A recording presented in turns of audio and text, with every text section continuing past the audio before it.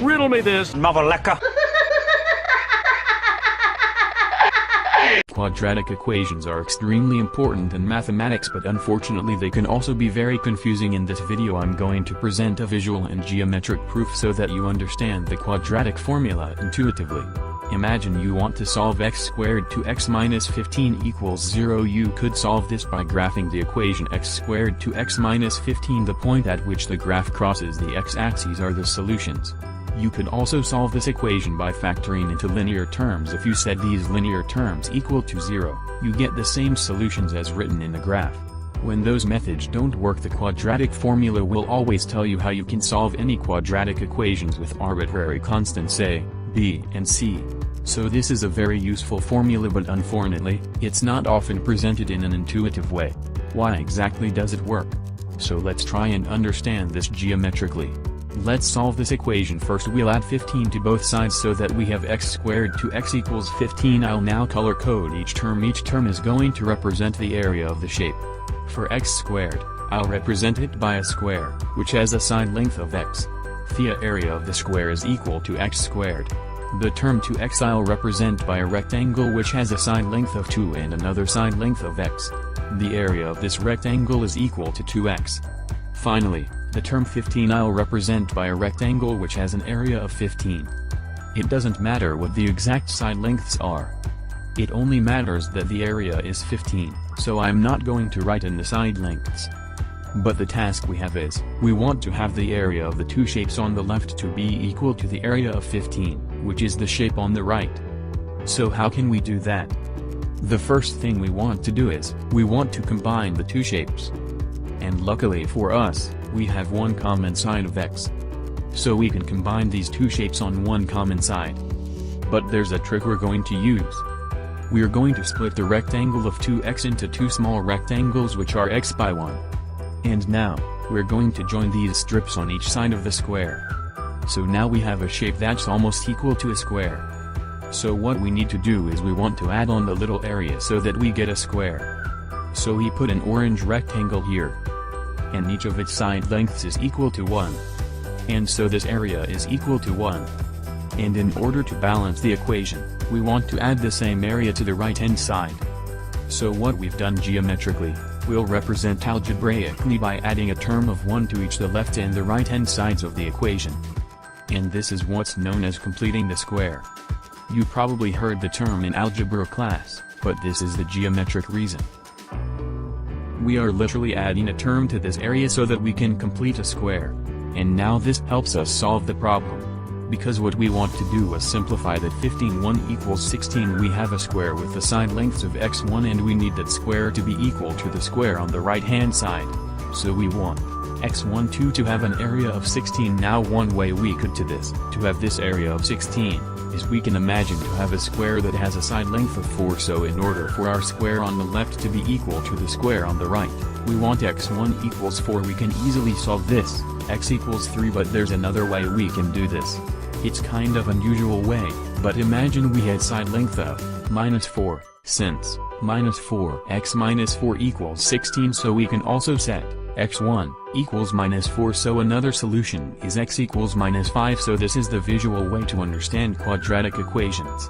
And if you understood this, I'm going to show you this proof, just in a more general way, which is how we get the quadratic formula.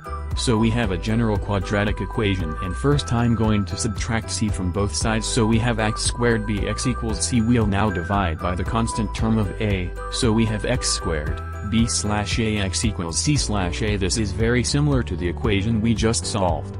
It is x squared something, x equals constant, so let's use the same procedure. We'll represent x squared as being the area of the square with the side length of x.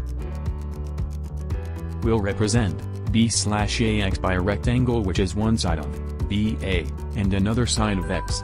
And we'll represent c slash a by a rectangle which has an area of c slash a.